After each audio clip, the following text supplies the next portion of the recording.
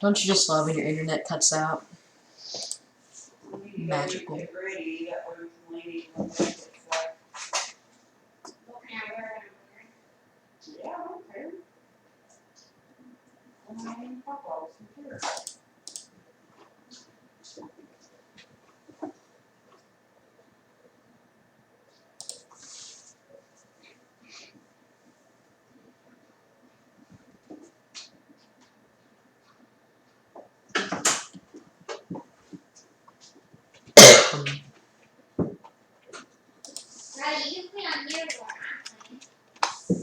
Maybe.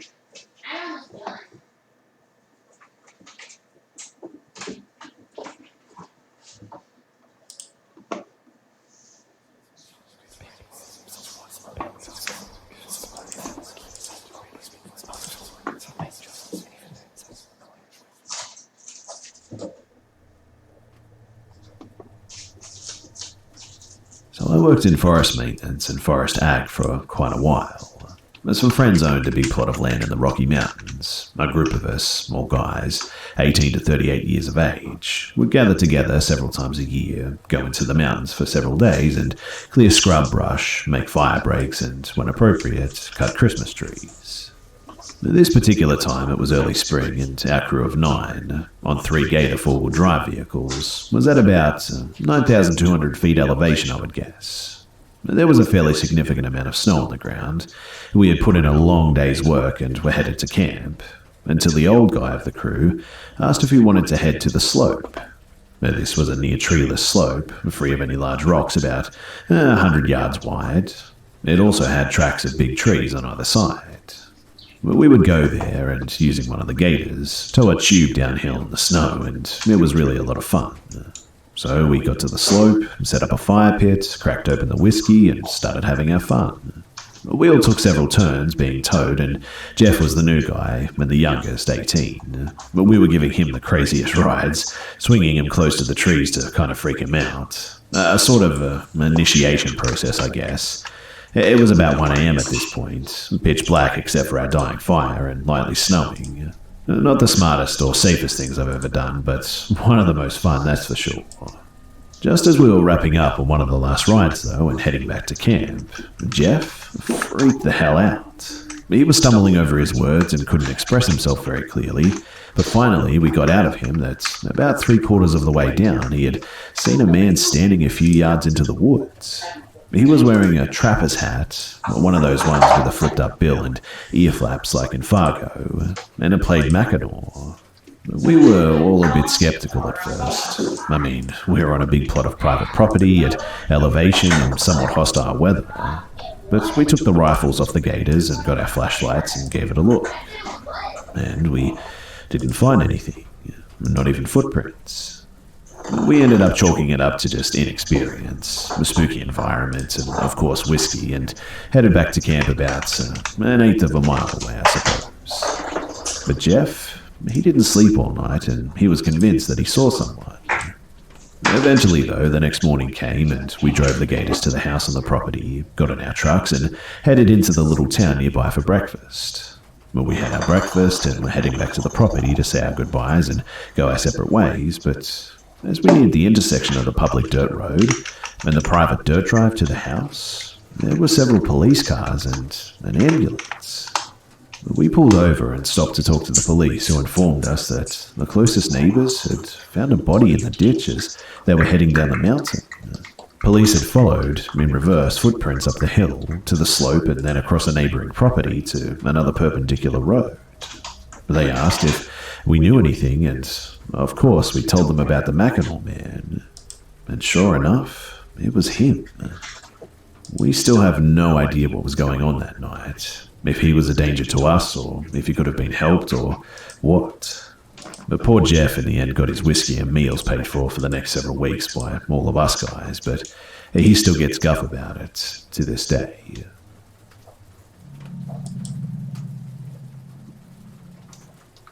My childhood home was in a desolate place surrounded by forests. I have my fair share of strange stories, but this one scared me the most.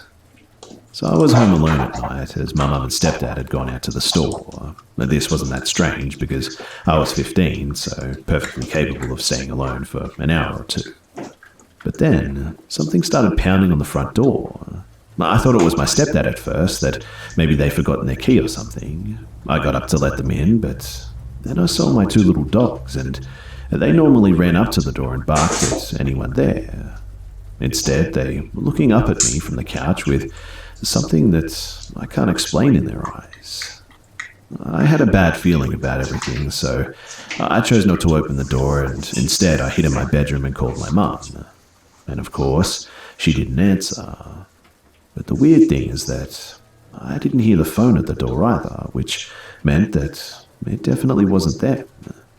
But the knocking on the door quickly stopped and moved to my bedroom window at this point. I had a tapestry hanging in front of it, so I couldn't see outside at whatever was knocking. But I started to really panic, and after another minute or two, my mum answered the phone. The knocking totally stopped then, and the bad feeling that I had just disappeared. The strange thing is that we have outside dogs, and if a person or large animal had come into my yard, they would have gone just crazy barking at them. There was also a bunch of mud in front of my window, but there were no footprints in it. Now, I'm normally a very skeptical person, but I still can't explain this years later. It's definitely changed my mind about ever living in a rural area, but a lot of people have suggested things like wasps or moths before. But I always tell them that this happened in the middle of winter, so there weren't really any bugs around. But I didn't live in an area with bugs big enough to make that loud of a sound anyway. I should also mention too that one of the scariest things about this was how human the knocking sounded. To be specific, whatever it was knocked the exact way that my stepfather did. As in, he would go from the door to my bedroom window to get my attention. The whole situation was quite frightening at the time and pretty creepy when I think about it. And something that I don't think that I'll ever forget. Hey, it worked. Yes! I've always been interested in the It freaking paranormal, but worked. considered myself Brilliant. pretty skeptical.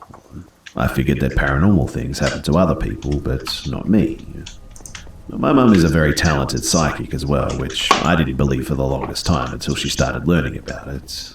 And she always said that she had experiences in the house that I grew up in. They live in a newer home now, built in the 90s. In my old house, though, my parents, my brother, and me all had adjoining rooms, but mine was in the middle. Now, I always had bad nightmares in that room and felt off in it, but I just chalked it up to having my own room for the first time. One night, though, I was up too late on the internet and I heard a faint knock. I figured my brother needed something, so I went to open the door, but when I did, there was nothing there. I just kind of shrugged it off, and maybe I was just hearing things, and a few moments later I heard another knock, this time coming from the wall that my bed was on. It shared a wall with my brother's room, so I ignored it again until it picks up. The knocking started in the top corner of the wall and came down at an angle and would stop at where my head was. At this point, I must admit that I started to get freaked out, but I just tried to ignore it, thinking that it must have been my brother or something. But it kept happening, same pattern even, and eventually I thought that maybe it was the pipes. But I went to see if my brother was messing with me, and I went into his room to him being fast asleep, and realized that he had one of those massive IKEA bookshelves that covered the entire wall that was between our rooms anyway. Which meant that there was physically no way that he could have been knocking that wall.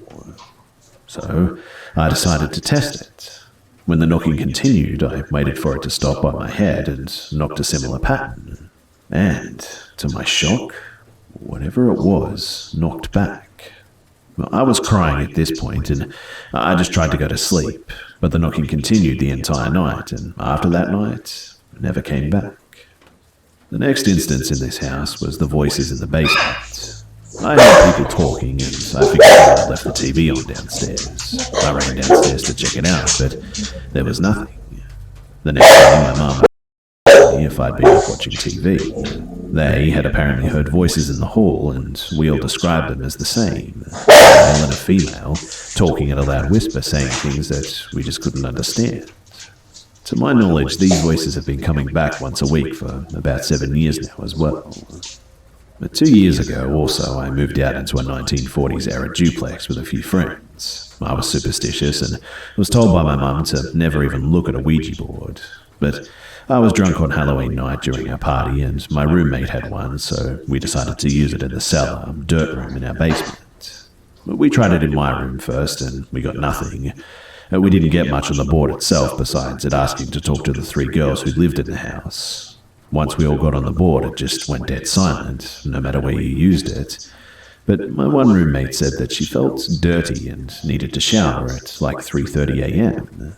So I sat at the chair that's near the bathroom to make sure she was okay. And about 15 minutes later, I hear a blood-curdling scream. I open the door and see her white as a ghost, slack-jawed, pointing at the mirror. And she had a simple 4-letter name that was drawn in ruler straight lines on the mirror, backwards. I told her to stop playing tricks, and I attempted to recreate it, but for the life of me, I couldn't get the lines that straight, and the letters also immediately condensed. So I tried to scrub the original letters off to no avail. There was no residue, and they just wouldn't budge, and it took 4 days for it to fade, which was really weird. The next morning, though, the roommate who showered and I decided to give the board one more whirl to see if we could find out who was torturing us. Our other roommate was at work, so it was just us. We asked simple questions and got answers about who we were talking to, apparently an older man that was the original owner of the home. We asked why he was angry, and he just said A. My name and the roommate that was gone both have A names. I asked if I was the issue, and he said no. I asked why the other girl was an issue, and the board spelled out bitch so fast that we almost lost the planchette. Apparently, it turns out that he was upset that she constantly bitched about how old and how awful our house was. I told him that I was sorry about that, and we would make sure that she respected the home. I asked my mum to come in and cleanse the house the next day. She was pretty pissed at me, but obliged anyway. I didn't tell her where we did the Ouija board, but she walked through the upstairs and froze at the bathroom door. She said that she would not go in there and that she felt a really strong energy coming from the mirror, which she couldn't see from the angle that she was at. She then walked through the rest and stopped at the stairwell, and she simply said, "You did it in the cellar, didn't you?" She did a cleansing ritual, and as soon as she banished this spirit, we all felt a really strong whoosh of just cold air above our heads. And after that, we all had issues and were fighting constantly. The other 2 girls moved out soon after, and after they left, I pretty much had no issues. The cellar door downstairs still pops open on its own from time to time, but I don't feel a negative energy anymore, that's for sure. I did eventually cleanse the board and took it out to the front yard. A couple of months later, too, I had a guest at our house that asked if he could have it. I told him that I was going to destroy it anyway, but he begged until I relented. And well, I guess it's his problem now, right? I do have some more stories from recent years if anyone's interested. My mum does ghost hunting now, so we've seen a lot of crazy stuff, but this was definitely one of the creepier ones.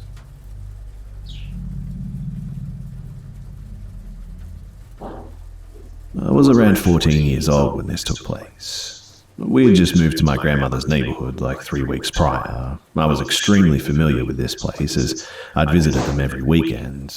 And down the road a bit was a small pond that was in the middle of the next neighborhood over. I would regularly go down there to fish as well, as my dad's friend owned the property where the pond was at. He had a very nice house with a little gazebo that protruded out of the water a little bit. He lived right near the small dam at the end of the lake, and the dam was about 8 feet high, I'd say, and on the side that wasn't facing the lake, there was a 50-foot concrete slope that went into the woods below. So it was a Friday night in January, and me being the avid fisherman I was getting ready for a trip down there the next morning. I went to bed kind of early with my dog and fishing buddy, Angel. She's a Jack Russell Rat Terrier mix, and I had her since I was about 6 years old. A man's best friend for sure. But once we got into bed, I just couldn't sleep for some reason, and I just kind of tossed and turned. I finally dozed off for about an hour, I suppose, but woke up for no apparent reason again and couldn't go back to sleep. I looked at my phone and it was about 1:30 in the morning, and after a short thought, I decided to just go down to the pond and start fishing. I grabbed my fishing pole, tackle box, my thermos, and Angel's leash, and we started walking down to the pond. You might think that I was pretty crazy for going fishing in 20 degrees Fahrenheit, but I was really into fishing. And besides, I was having great luck fishing down there at night recently, so I wanted to go and push my luck. It was a short walk to get to the lake, but I had to walk around it to the far side where I fished, which was another half mile or so. It was really foggy that night as well, but I could see pretty well still because it was a full or almost full moon that night. It was extremely quiet too. Usually the road that I was walking on is very busy at all hours, but it was just too cold for anyone to be out that night. We made it to my dad's friend's house and we walked down to the gazebo, and I sit my things down and take a drink of hot chocolate before I start getting my line ready for the water. Angel also found a small place in between the wooden benches to lay down. Now, this next part may seem a bit unimportant, but please just bear with me because it is. So, once I got my fishing pole rigged up, I casted it out and sat it down to wait for a bit. My fishing reel has a setting to where if a fish tugs on the line, it makes a really loud clicking noise to let you know that you have a bite. Well, that's the setting that I put it out to, and I set it down and took a look around. It was about 2:30 a.m, give or take at this point. I look over to the left at the houses. I look over to the right towards the dam, which was about 40 feet from where I was. It was still very quiet, and I continued to look around the area, just kind of taking in the moonlit water. Yeah. But then, suddenly, I see something out of the corner of my eye to my right. Why? There, by the dam, I see a white blob walking on all fours, looking as if it's smelling the ground or something. It looked like a white dog from where I was, and I didn't want Angel to see it, so I picked a leash up and kept an eye on the thing. At this point, I still thought it was a dog, and I wasn't scared in the least bit. But then it made its way up to the wall dam, and then it stood up on two legs, which was when I realized that this was no dog. I crouched down beside the wooden bench where Angel was lying, grabbed her up and faced her away from the creature. The thing didn't see me, and I was going to do my damnedest to make sure it never did. I intensively watched it as it looked around the area, and then proceeded to jump up onto the 8-foot-tall dam effortlessly, almost as if it floated or something. And then it did something really strange. Its pale white skin started glowing, almost like a firefly. I could see the bluish-coloured veins in its back and calf muscles, and this thoroughly freaked me out. Then it turned around to where I could see its face.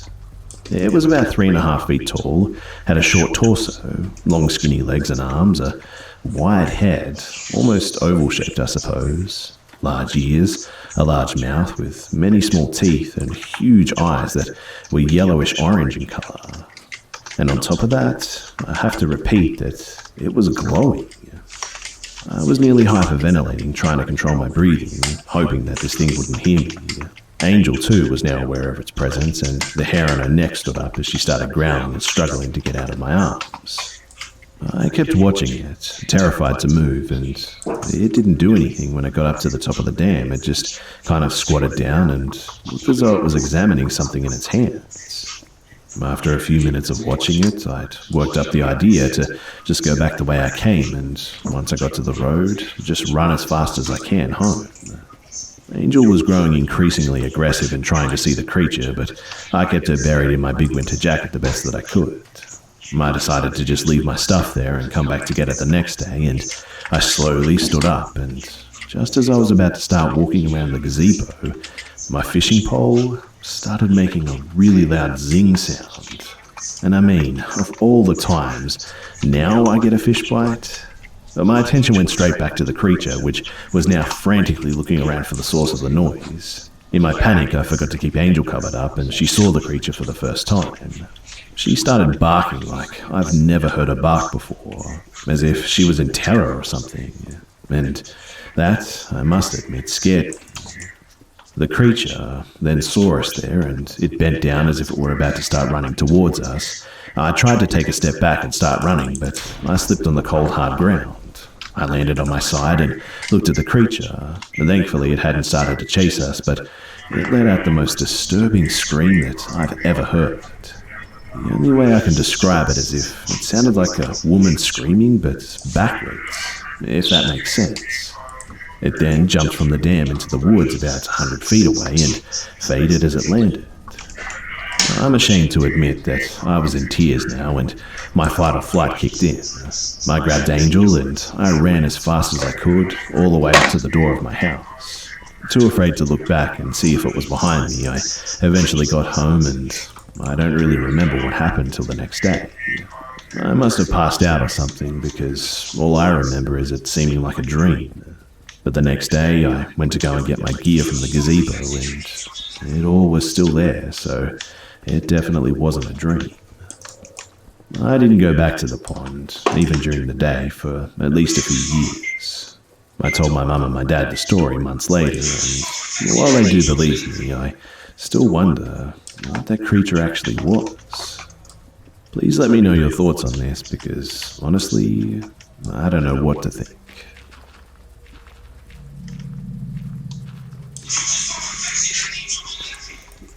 This happened back when I was in high school. It was summer break, so my friends and I were having a fire at one of their houses. It was getting late, so I was getting ready to drive home before our town's curfew at midnight. My friend Stacy asked if I could give her a ride home instead of having one of her parents come and pick her up. It was out of my way, but I had a bit of a crush on her at the time, so I told her of course. We were on our way to her house and just kind of chatting. We live in a pretty rural area, so there are not any streetlights, and if it's late, there's a good chance that you won't see anyone else on the road. I'm not really paying attention to the road, and I make a turn, and a man runs out in front of my truck, waving his arms frantically.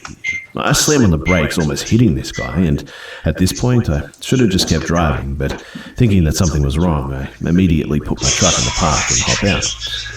The man starts asking for help with his car, saying that he broke down and his cell phone is dead, so he can't call anyone. He asked me if I could give him a ride to the nearest gas station so he could make a call. Another car pulls up behind me and stops very close behind my truck, and this is the first time that I actually take a look at my surroundings. It is now almost midnight, and this man's car is just nowhere in sight, and he keeps pressing me to help him. And it was at this point that I make my first good decision during this whole situation and begin to back up to my truck as nonchalantly as possible. I jump in and drive off as quickly as possible as this man is now screaming at me. The car that was behind us starts to follow, and after a little while I decide to make 4 right turns, and after I feel that they won't follow us, I eventually take her home. But still, the road the guy flagged us down on was how I actually got home as well, and being afraid to go back down that road, I had to go the long way that added a good bit of time to my ride. I didn't get home till well after my parents wanted me back, and I explained what happened to my parents the next morning at breakfast, and my dad rightfully chewed me out for putting Stacy in that situation. It was a sketchy moment for sure, and something that I'll never repeat.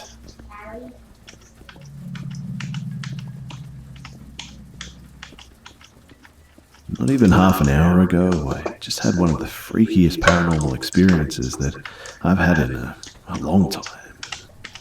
To give you some backstory, I live in an apartment attached to a funeral home. I'm a mortuary science student, and I work for this funeral home to get experience while I'm in school to be a mortician. The funeral home happened to have a vacant apartment set privately in the back that I just couldn't possibly turn down because I just moved away from home for this school and I needed an inexpensive place to live. But since the day I moved in, I've been having these very notable paranormal experiences. For a couple of months, I just kept it to myself, not wanting to seem like I was feeding into some spooky funeral home stigma or making it up. But eventually I was experiencing enough that I had to bring it up with a co-worker of mine, and she confirmed that she and a few other employees had seen and heard the same things I have. That being said, it's not news to any of us that the place is haunted, if that's what you can call it. So today, after I got home from classes and went home, I was feeling extremely uneasy. My apartment felt just extra dark, and I felt sort of jumpy, I suppose. I was standing in my bathroom braiding my hair, and one of my co-workers texted me. She said that she has a weird feeling and asks me to go and check the front doors of the funeral home to make sure that they're locked. I read her text as I braided my hair, and her next message pops up, and it says, "I'm 99% sure I locked it, but I just have a nagging feeling about something." I tell her that I'd go and check, and I finished braiding my hair and slipped on my shoes and walked to the door of my apartment that opens up into the back of the funeral home. The lights are off, and I don't bother turning them on, as the motion sensor in the hallway always kicks on by themselves. I made my way to the front lobby, which was dark, not counting the light through the front door windows. I walked to the front doors and pushed. And sure enough, both of them are unlocked. At that moment, I had a really heavy feeling like someone was behind me or watching me as well. I kept turning around to look, but standing by the light at the doors and looking into the dark lobby made it almost impossible to see. Eventually, I just hurried up and locked the doors and made my way back through the lobby, and as I was about to enter the hallway, I hear a little girl giggling.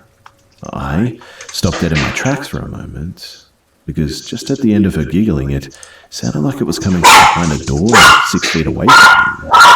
At this, I got chills on my entire body, and I just hightailed it back into the lit hallway and into my doorway. I locked the door behind me and immediately heard a loud bang from a room in the funeral home. I have no idea what it was, but it was very loud, and I wasn't about to go and check it, that's for sure. As I was standing there, pretty much crapping my pants, I texted my coworker back saying the doors were both unlocked.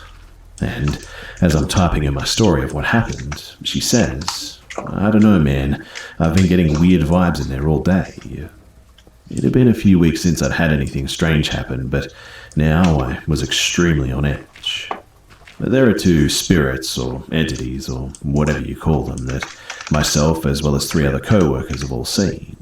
One of them is of a little girl, and she looks maybe 8 years old. She's slightly taller than average, and she shows herself so briefly that you wonder if you even saw it. I would almost say that she looks 10, but when we hear her giggle, she sounds like a young girl of maybe 6 years old. The other is a tall, shadow-like man who wears a long black coat and a black hat, and he is an entirely different story. I'm chilled in here right now because some days in here feel just weirder than others, and tonight feels like the kind where I probably won't get any sleep. I feel so anxious right now because usually these things happen in waves, so I feel like I'm just waiting for the next thing to happen. Anyway, I've been so amazed at all the feedback that I've gotten for this story that I thought that I should share more of what I've experienced here. A lot of people have actually asked me that I share more, so here's some of them. The very day I moved in, I was trying to clean and dust everything as I was unpacking. I was listening to music and polishing one of my end tables when something caught my eye. I glanced up towards my hallway where the bathroom is located and briefly saw what looked like a little girl peeking at me from behind the door frame. I did a double take, not sure what I was seeing, and when I did, she was gone. I paused my music and kind of stood there with a stupid look on my face, I'm guessing. And then I heard a soft rustling noise from the bathroom, like the sound of maybe the shower curtain or something. I walked over to the bathroom and peeked in, but of course there was nothing there.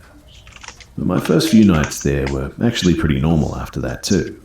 Some strange noises like bumps on the wall, knocking and brushing noises, but I attributed all of that to the fact that I was in a new place and those noises were probably normal in the building. But one night though, I was taking a shower, minding my own business, when I felt an ice-cold air on my back. I didn't have the air on at this time, and there were no windows in my bathroom that could cause a draft like that. But I felt immediately uneasy and peeked out behind my shower curtain to see that everything was normal. I went back to showering and tried to pretend like nothing happened. But as I was facing the water, my towel that was draped up over the curtain rod fell to the floor. I jumped and whipped around quickly, peeking behind the curtain again, and nothing. I was pretty shaken though now, and I picked up my towel and draped it back over the rod. I tried to hurry up and finish my shower, but just as I was about to turn off the water, I hear my bathroom door click. In absolute fear and panic and ready to nakedly fight someone, I ripped off the curtain to see my door slowly opening. I stood there and watched until it slowly reached the doorstop. I said something along the lines of, "Holy crap," through tears and fumbled for my towel and ran just straight out of my bathroom.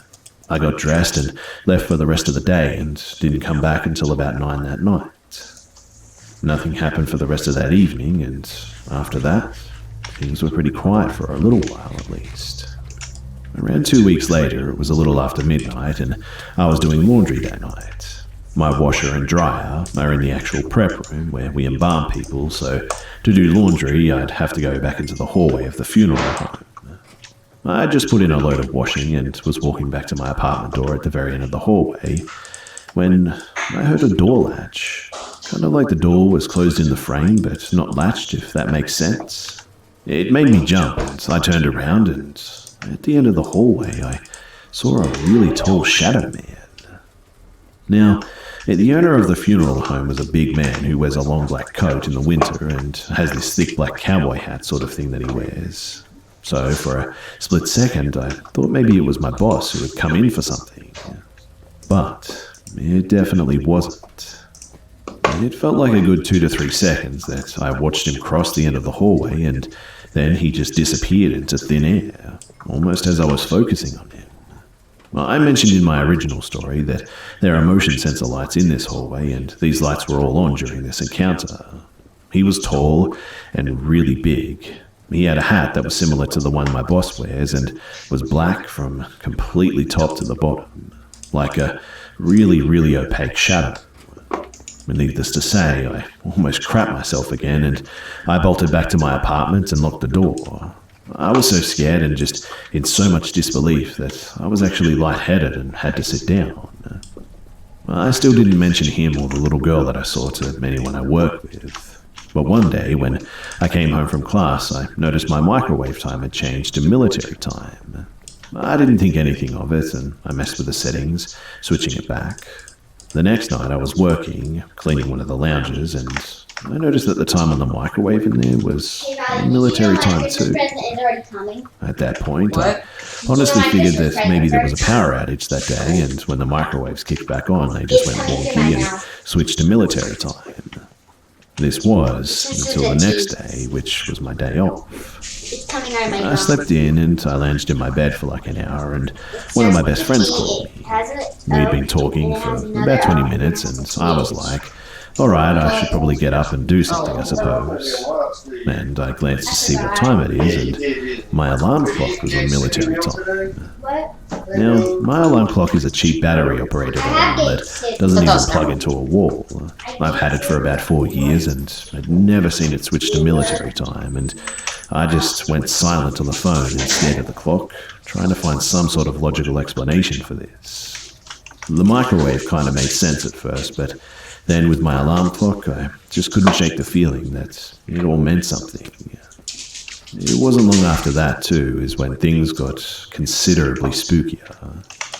So, probably about 3 days later, I suppose, I was coming back home one afternoon from classes. I came right in and threw my keys and my purse onto the kitchen table, and then turned my back to the table to plug the sink and start running water to do my dishes. But my dishes were being piled up, and I swore to myself that I'd do them first thing when I got home. Anyway, I was letting the sink fill and turned to get my keys and purse from the kitchen table and put them on the end table by my door, which is where I always place them so I don't forget them when I'm running out the door at like 3 a.m. death calls. And my purse was there, but Look at my baby. And I had just come in and threw them on the table. I knew I'm that. gonna hold her for just a second. I'll give her back. It only took a few seconds to get the sink ready, so Yeah, of course. I knew they just didn't get up and walk away. 2 years old. But bewildered, I She's started like looking under 5 the and a half table and months on the Yeah, she's floor, 4. patting my pockets, trying to find my keys, 4 and years old. I mean, I just put them there. Frustrated though, I go to plop down on my She's couch born in and ponder if July. I'm just going crazy. No, but she's 4 I have a years heavy old. quilt on my couch, and In cat when I years, went to she's lift 4 it years up and old. sit down, right there were my Okay. keys. Now, I didn't go anywhere near my couch when I came in. I'm 100% positive that I put my keys on the table next to my purse when I came in, and there was no reason that they should be under that quilt. But that Can I switch phones with wasn't even you? the weirdest part. On my keyring, I had my parents' house key and my car key in the main keyring, I'm not- and a second key was attached to that. I'm not gonna my switch phones apartment with you. door I don't keys. want TikTok. And the key And then we're ring gonna have to the change our apartment Apple keys on it IDs was and all stretched of our and bent apps, as and if I'm not into someone it. had I tried to don't rip want the to. key ring straight off the other one. I The couldn't keyrings tell. aren't You don't flimsy jump bendy very ones well. either. I mean, I could hardly open them enough to lock keyrings together when I put them on. I It love would have this new taken some texture pack serious update, force where to everything's completely actually pull open the rated. keyring like that. So cool. I actually do have a picture of my key somewhere on my laptop that I'll try and locate and send to you guys later so that you guys can see what I mean. But anyway, obviously my stomach dropped through my butt when I saw my keys were just all messed up under the blanket like that. I almost didn't even believe if I was seeing it all correctly, and I felt like I was going crazy. At this point, I was feeling like I should at least vent to someone about what was going on.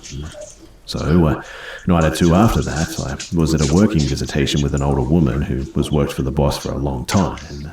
She's my favorite co-worker, as she's easy to talk to and reminds me of my grandma or something like that. And she asked me how I was getting settled in the apartment and if I was enjoying it. I told her how much I loved my apartment, but there were some weird things that just didn't make sense happening. She asked what I meant, and I honestly didn't want to say it because, well, I didn't want her to think that I was crazy or trying to pull the wool over her eyes or something.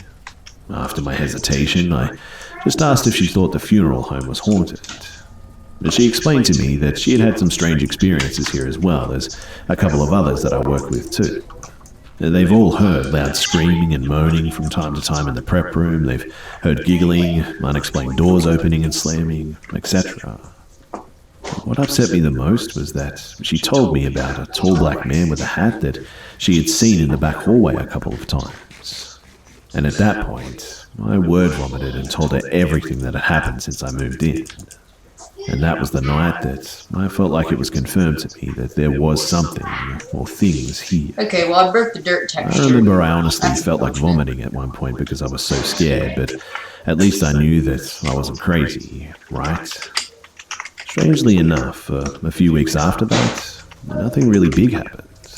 I mean, sure, I would always hear the strange noises at night. It's not uncommon to hear a door open and close by itself somewhere in the funeral home, and I've also heard people talking, hear cots sliding around on the floor, and the same moans and screams my co-workers have all heard. But this has almost all become normal to me, so although it's freaky, it wasn't bothering me directly, and I could live with that. At least for a little while, I suppose. Because, once again, things picked up one day when I was in my bedroom putting clothes away. I was sitting on my floor folding a mountain of laundry when I heard a loud, clear as day sound of a man clearing his throat in my living room. The kind that you hear when you try to get someone's attention. It was so clear and real that I honestly didn't even think it was a ghost at first. I was confused for a moment, thinking that maybe my boss had come in to speak to me, but surely he'd knock. I mean, nobody would ever just walk in here.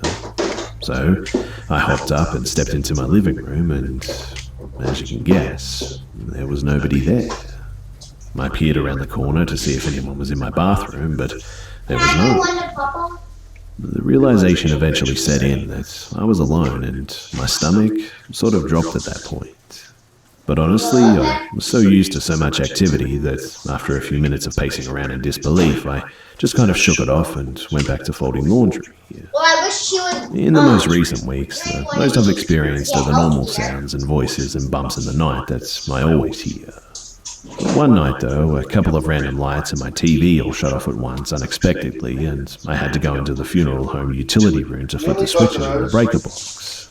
I noticed that when I have someone over and start telling them about these things, the lights or the TV will just shut off. A friend of mine has actually experienced this with me on 3 different occasions, in fact. And that pretty much catches me up to the original story that I shared with you guys. I'm not gonna lie, guys, it's been an absolute ride being here. Some nights it's nothing, and other nights I sleep with the blankets over my head. I really appreciate you guys taking the time to listen to this. It actually sort of feels therapeutic to share it with all of you guys, and I never guessed that so many people would be interested in my story. And so, thank you to everyone for being so cool and listening, even if you don't believe. I'm gonna go get my stuff that I need. This was about 2 years ago, so I was around 16 or 17. It should also be noted too that I'm a 5-foot tall girl and my twin sister is just 2 inches taller than me, so we're relatively small. Yes.